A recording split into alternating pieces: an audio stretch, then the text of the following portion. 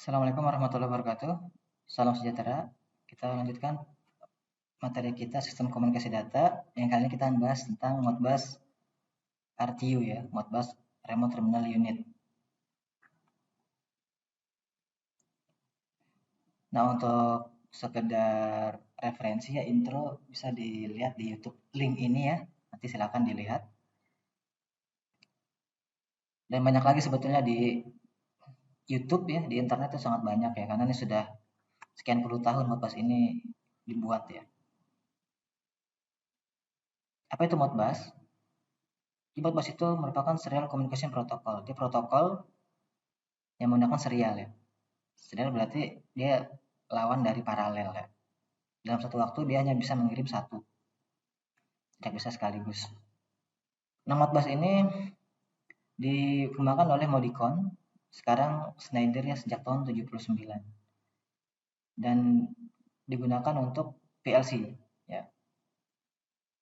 Dalam Modbus ini ada dinamakan master, yaitu alat device ya yang merequest informasi.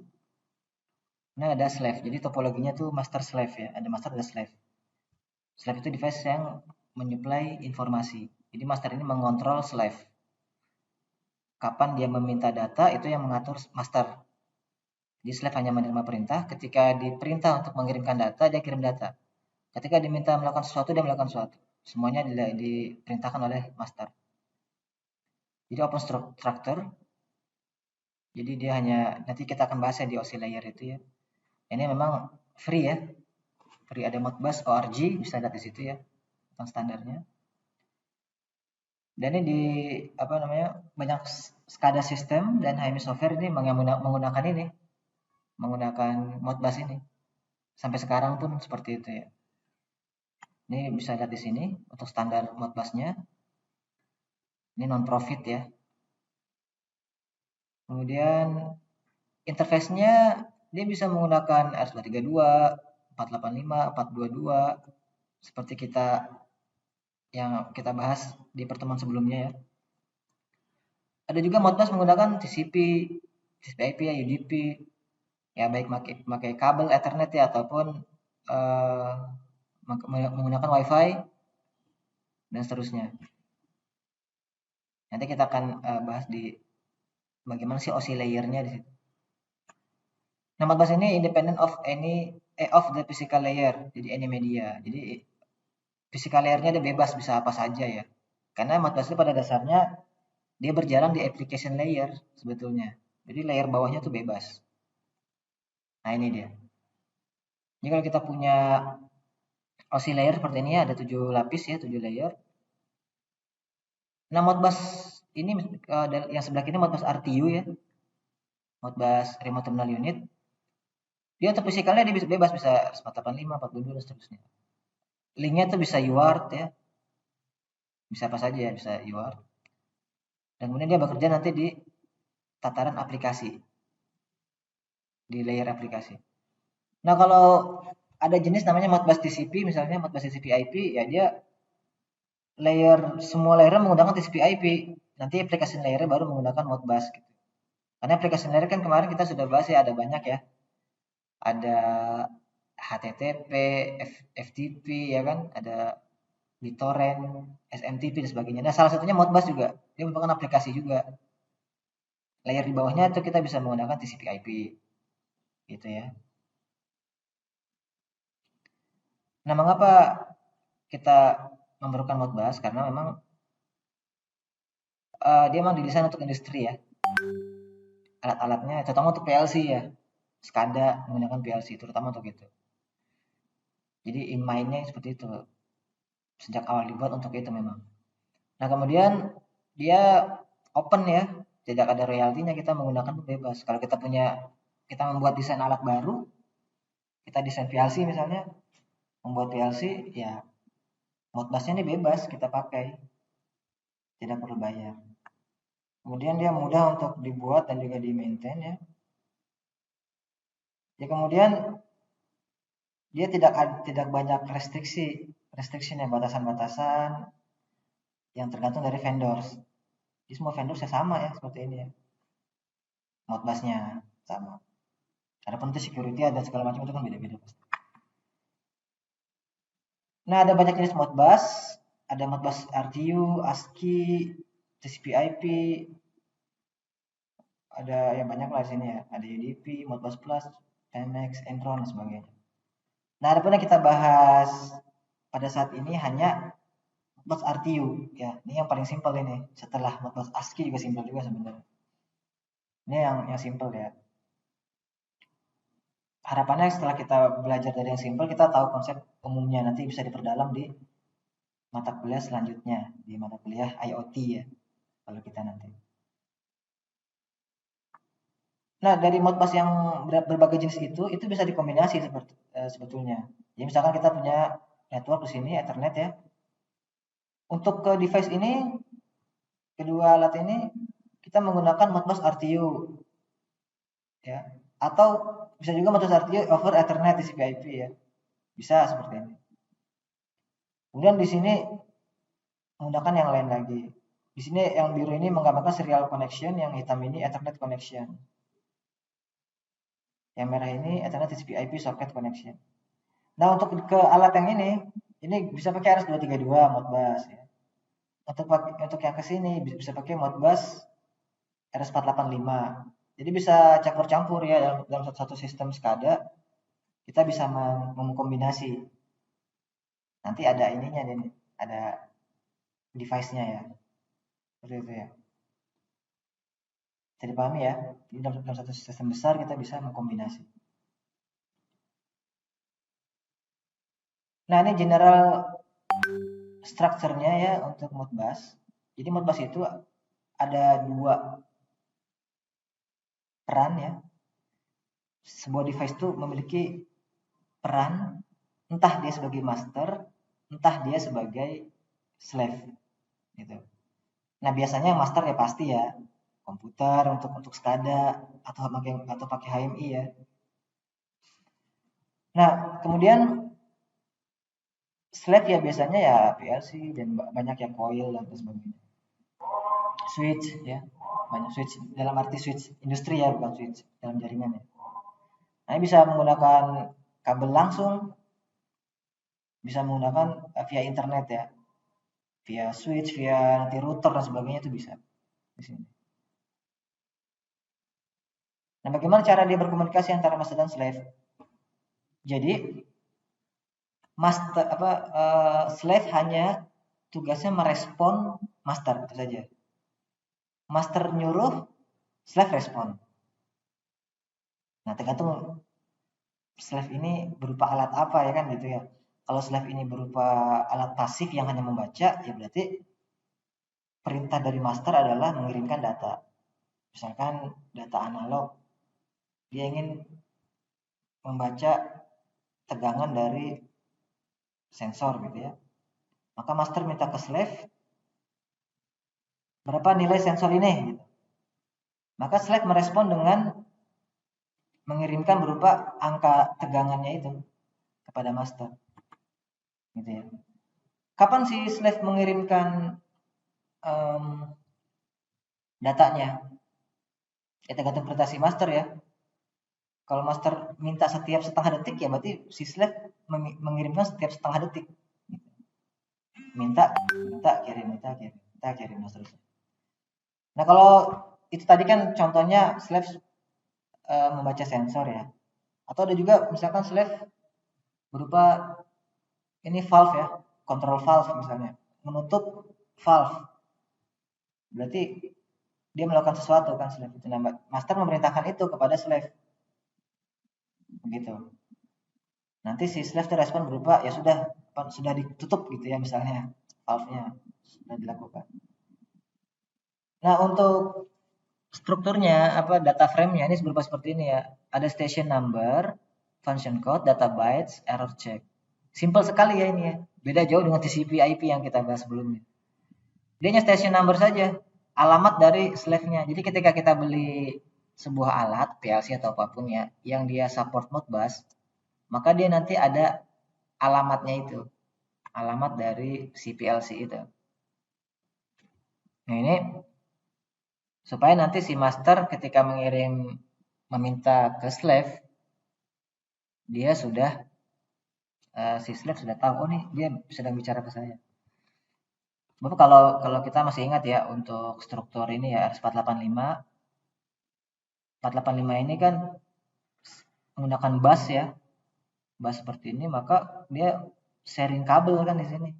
Jadi ketika dia si master itu mengirim sesuatu, meminta data ke sebuah slave, dia harus tahu nih minta data dari slave yang kiri apa slave yang kanan gitu kan, atau slave yang paling kanan ini, kiri, tengah atau kanan. Nah setiap slave ini punya alamat ya, address, jadi nanti tidak salah kirim. Nah address itu adanya di sini, station number namanya atau address lah. Kemudian kedua function code, nanti kita akan bahas tergantung alatnya ya function code-nya. Ini kodenya tertentu nih, sudah di apa, ditetapkan oleh Modbus standarnya. Jadi tidak bisa sembarangan function code.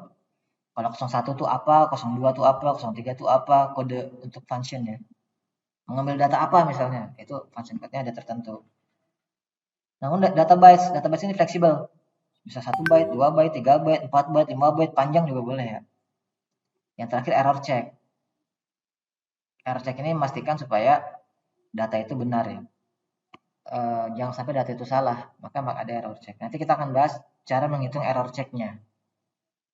Kalkulator ya, bukan hitung manual. Kalau manual agak panjang sini. Oke ya.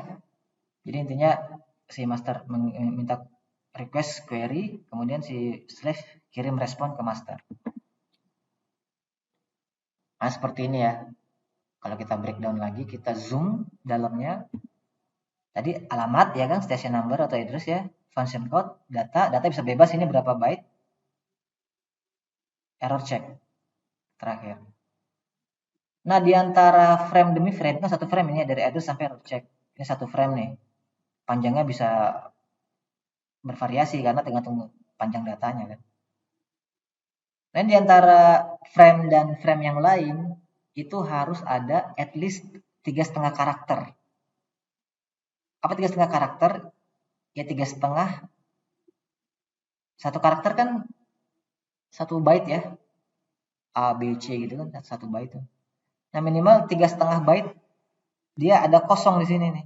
Ada jeda lah. Jeda antara frame 1 dan frame yang lain.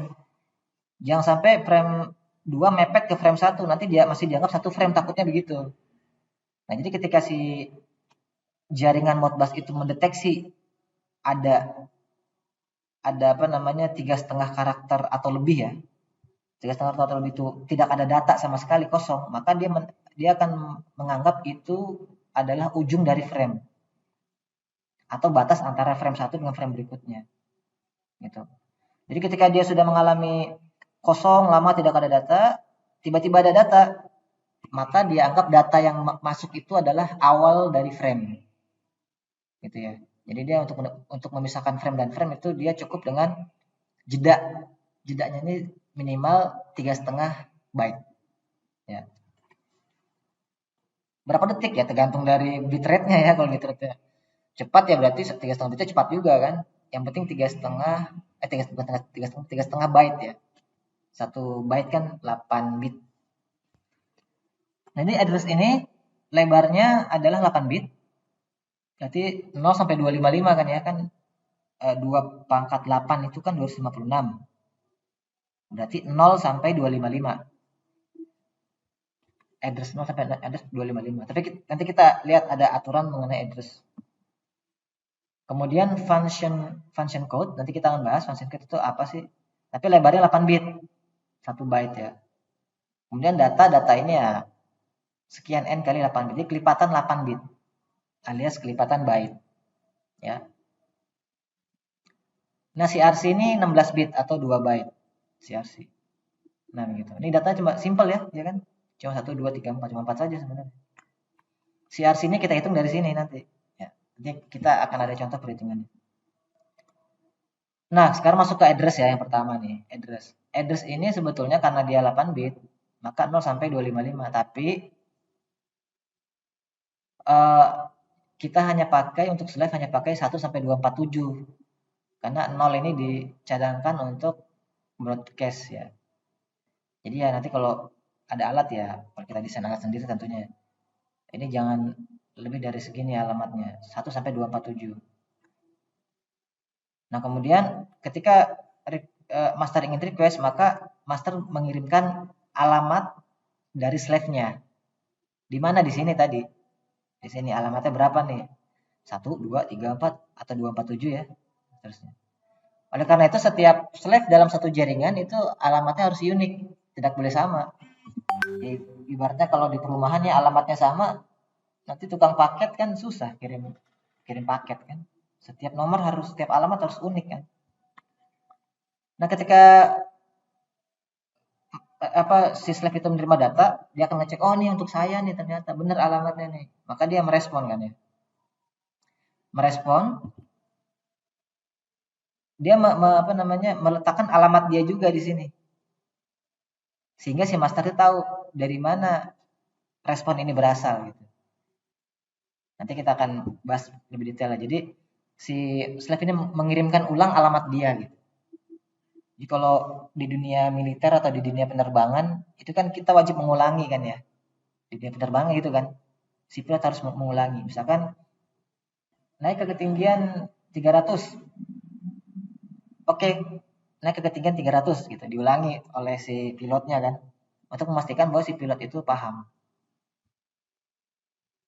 Ya. Nah, yang kedua tadi kan address sudah, yang kedua function code. Nah, ini function code nih. Ini contoh yang sederhana ya. 01 misalnya function code-nya kode 01 ini perintah untuk membaca discrete output. 02 discrete input. 03 read analog output. 04 read analog input. 05 read single discrete output, read single analog output. 15 read discrete output, 16 read analog output. Nah, ini. Nah, masing-masing function code ini tentunya sudah ada perjanjian alamatnya. Jadi di dalam sebuah slave itu ada slave address, ada register address juga di dalam. Jadi ibaratnya kalau di hotel ya, hotel itu kan punya alamat. Itu alamat hotelnya. Tapi dalam hotel itu kan ada kamar 1, kamar 102, kamar 305 dan seterusnya itu. Nah, ini kamar-kamar itu di sini nih, di sini. Ini register di dalam slave-nya itu. Nah, kita harus baca ketika kita beli slave, beli device itu kita harus baca alamat ini apa, alamat ini apa. Tapi ada perjanjiannya sebetulnya. Untuk discrete output ini alamatnya 0 sekian. Perjanjiannya ya, supaya tidak menumpuk-tumpuk nanti. Discrete input alamatnya sekian dari angka 1. Kemudian analog output dari angka 4. Sama dengan analog output write ya, read dan write dari angka 4. Oke ya. Tentunya discrete analog itu tergantung dari device-nya ya. Nah, ini contohnya nih ya. Ini contohnya ini register-register yang ada di dalam slave. Contoh coil ya. Discrete output. Coil kan relay berarti kan ya. Ini biasa untuk PLC nih. Kalau karena dia output ya berarti kita ingin mengeset nilai dari coil tersebut. Bisa 0, bisa 1. Nah, ini 1 bit ya. Ini alamatnya segini. Ini contohnya saja. Nah, function code ini range-nya ya tadi kan karena dia 8 bit ya. 1 sampai 255. 0 tidak dipakai dalam hal ini ya. Nah, jadi function code ini berisi tentang apa sih perintah dari master untuk slave gitu ya. Nah, kemudian si slave itu kan merespon. Cara responnya ya simple dengan echo aja. Echo tadi yang saya jelaskan tadi. Maju ke depan, siap, maju ke depan gitu. Misalnya perintahnya maju ke depan ya. Dia akan siap maju ke depan gitu. Misalkan si master bilang slave 3 mundur ke belakang, dia akan echo slave 3 mundur ke belakang. Gitu. Echo itu kan berarti mengucapkan kembali gitu kan. Kalau dalam ultrasonic kan echo. Seperti itu ya. Memantulkan kembali ya. Yang sama dengan tadi. Nah, tapi kalau misalnya responnya gagal. Misalnya slave 3 mundur ke belakang. Kemudian ada masalah slave 3. Maka slave 3 akan lapor juga. Slave 3 gagal mundur ke belakang. Gitu. Dia menyampaikan perintahnya mundur ke belakang tapi dikasih tambahan gagal gitu. Ini harus dilaporkan juga sehingga si master tahu apa yang gagal, slave berapa yang gagal. Caranya bagaimana? Nah, sepertinya caranya. Kalau si master itu request 01, misalnya kata ya, dan si slave itu sukses melaksanakan 01, maka si slave mengirimkan 01 juga ke master. Tapi kalau dia gagal melaksanakan perintah 01, maka dia mengirim 01 tetap, tapi ditambah angka 1 di depan di sini. Sehingga kalau binary-nya 10001, heksanya kan 81 kan, atau desimalnya 129. Gitu ya. Nah, demikian pula dengan perintah 02. Ketika master meminta slave melakukan perintah 02 dan gagal, maka si slave mengirimkan mengekonya tadi ya, echo berupa 02, ini kan 02 kan, 1002. Tapi ditambah angka 1 di depan. Sehingga menjadi 82 heksa. Atau 0x82 heksa kan 0x lah. Tapi kalau dia berhasil ya dia mengirimkan ini saja nih. Mengirimkan 02. Bisa dipahami ya. Jadi ketika si slave berhasil melaksanakan 02, maka si slave akan mengirim 02. Kalau gagal, maka akan mengirim 82. Dan seterusnya 3 dan seterusnya. 16 juga sama di sini kan, kalau 16 kan angkanya sini ya. 100. Nah, kalau gagal berarti 101. Tinggal tambah 1 aja angka depannya tuh. Ini exception, perkecualian. Atau ada error ya, ada masalah sesuatu. Nah, ketika ada masalah kan berarti kan dia ngasih tahu juga kan, apa sih penyebabnya? Penyebabnya itu ini. Dan namanya exception code. 01 illegal function, 02 illegal data address. Jadi kalau si master menerima data ini ada 8-nya nih, ada angka satunya di depan, kemudian dilanjutkan dengan 02. Maka si master akan tahu, oh dia si slave ini gagal melaksanakan perintah ini karena apa? Karena illegal data address-nya. Jadi ternyata si PLC itu tidak punya address itu. Tadi misalkan kita ngirim data ke hotel, alamatnya benar hotelnya, tapi nomor kamarnya salah, tidak ada kamar nomor sekian. Maka si slave akan mengirimkan respon berupa illegal data address. Ini nggak ada alamat ini nih di register ini, di PLC ini tidak ada alamat itu. Tidak ada sub alamat itu ya maksudnya. Ini ada banyak ya exception code. Ini harus disepakati oleh pembuat device yang menggunakan Modbus. Tidak bisa mengarang-arang sendiri ya. Ada standarnya semua. Kalau illegal data address berarti 02 hexa. Ya. Nah, contoh ya, kita kalau langsung contoh kan enak ya. Misalnya master ingin meminta on atau off status dari discrete coil nomor 1186 dari slave device dengan alamat 10. Nah gitu. Kita masih ingat ya, pertama alamat ya. Pertama kan alamat ya, si master mengirim alamat dulu, alamat slave-nya berapa? 10, tulis 10. Kenapa 0A? Ini kita bisa pakai kalkulator ya. Kata programmer kan. Kalau desimalnya 10 kan heksanya kan A ya kan. Kita harus oktet ya, harus 8 bit jadi 0A. Kalau dalam simbolnya kan 0x 0A kan gitu kalau saya. Maka di sini 0A. Ini alamat dari slave address ya kan. Kemudian perintahnya apa? Oh, ini ingin membaca status coil. Status coil kan function code-nya tadi di atas sudah ya. 1 kan. Berarti 01. 01 berarti di sini. Kemudian apa nih berikutnya? Ya, berikutnya ya alamat dari address sub address ya, sub alamat dari koilnya itu. Nah, koilnya itu kan koil ke 1186. Nah, penamaan address biasanya kan dari 0 ya. 0, 1, 2, 3, 4, 5 dan seterusnya. Maka kalau koil 1 ya alamatnya 0. Koil 2 alamatnya 1 ya kan. Koil 3 alamatnya 2 karena dia mulai dari 0 kan kalau alamat. Nah, maka untuk koil ke 1186 maka dia mengirimkan data berupa ini 1185. Nah, dia heksanya berapa nih? Kita lihat ya. 1185. Heksanya berapa nih? Nah, 0481 ya, ini tambahin kosong supaya dia harus 8 bit ya. Ini 04A1. Kita lihat sini. 04A1 kirim 04A1. Ya kan?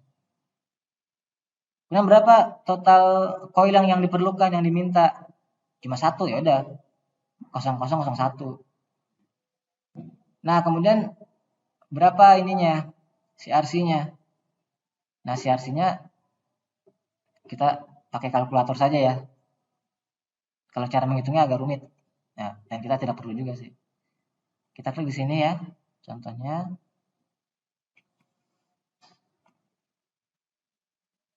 Nah, ini ya.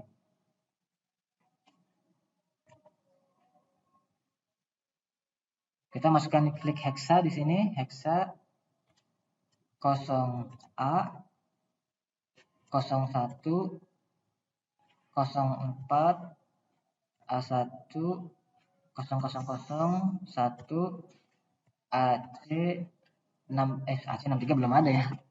Ini kan kita mau ngitung CRC-nya berapa kan? Jadi dari 0A sampai 01 ini ya. Kan kalau yang 4 ini kan memang CRC-nya 16 bit. Oke, kita outputnya hexa juga ya, kita proses. Kita pakai 16 bit ya, 16. Yang kita lihat di bawah nih sudah ada hasilnya. Jadi yang Modbus. Nah ini hasilnya nih. 63 AC. Nah, untuk CRC ini dia dibalik. AC 63. Penempatannya dibalik ya. Penempatan di pengiriman data dibalik. Kalau CRC-nya 63 AC berarti pengirimannya AC 63. Ini ya, AC 63. Oke, maka si master mengirim ini. 0A, 01, 04, A1, 00, 01, AC. Ya, datanya ini yang dikirim. Thread sekaligus. Kemudian ditambahkan jeda. Tadi ya, jeda selama 3,5 byte ya. Ini cara ngitung CRC-nya. Oke, kemudian jika oke ya. Jika oke nih misalnya tidak ada masalah apa-apa. Maka sistem akan mengirimkan berupa ini. Pertama dia mengecho slave address-nya. Di echo lagi nih dia master kirim 0A, dia juga kirim 0A lagi ke master. Kemudian sorry ini salah nih. Bentar ya, ini kalau oke berarti dia di sini. Oke, kalau dia oke dia 01 ya. Karena dia kan ngirimnya 01, maka dia mengechokan 01 juga. Ini function code. Ya. Jadi diechokan hal yang sama. Kemudian berikutnya ya status coil ya, on atau off tergantung on atau off di sini. Kemudian CRC-nya ya ini tambah ini gitu. Tergantung nih on atau off-nya. Itu kalau oke. Tapi bisa jadi kan dia ada masalah gitu kan. Misalkan ada masalahnya contoh illegal data address. Nah, illegal data address kan di sini nih. 02 nih misalnya. Nah, maka yang dikirim oleh slave adalah pertama dia mengechokan slave-nya dia, slave address-nya dia sama dengan yang tadi ya, 0A. Nah, kemudian ini harusnya dia ngirim 01 menjadi 81.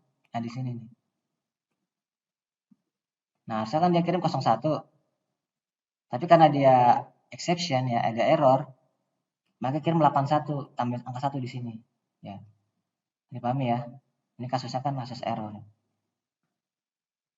Lalu apa errornya? Karena apa? Kok karena ini nih 02. Karena illegal data address ya.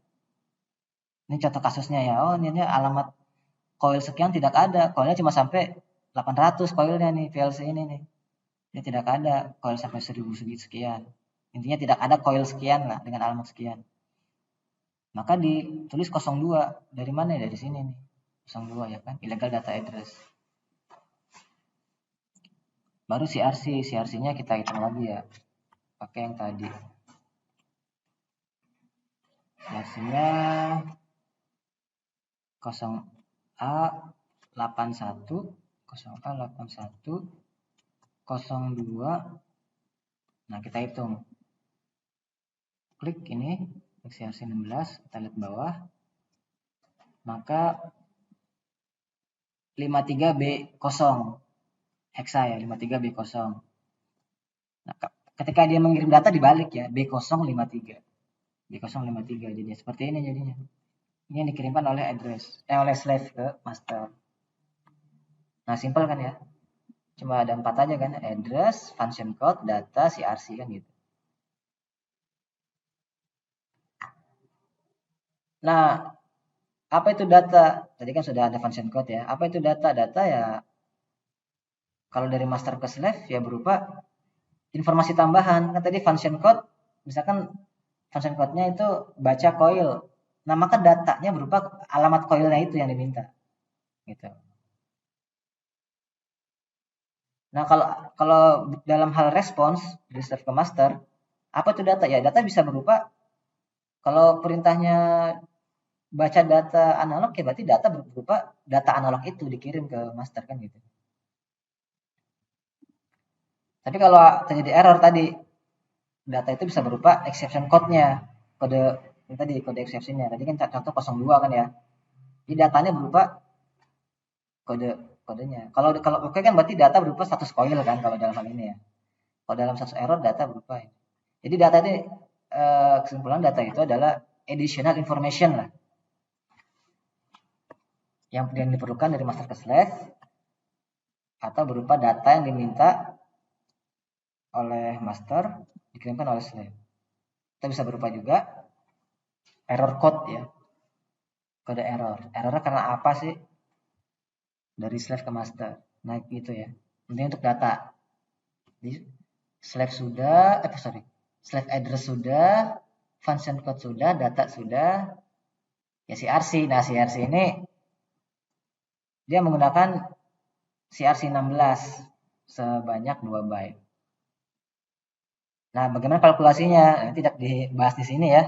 Tadi hanya mengenai kalkulator saja. Nanti silakan dicari referensinya untuk kalau ingin menghitung secara manual ya. Tapi kalau saran saya pakai kalkulator saja. Gitu ya. Jadi sudah semuanya kan sudah 4 kan? Alamat, function code, data, error check. Udah itu saja sebenarnya kalau Modbus. Masuk Modbus RTU ya. Nah, ini contoh frame nih.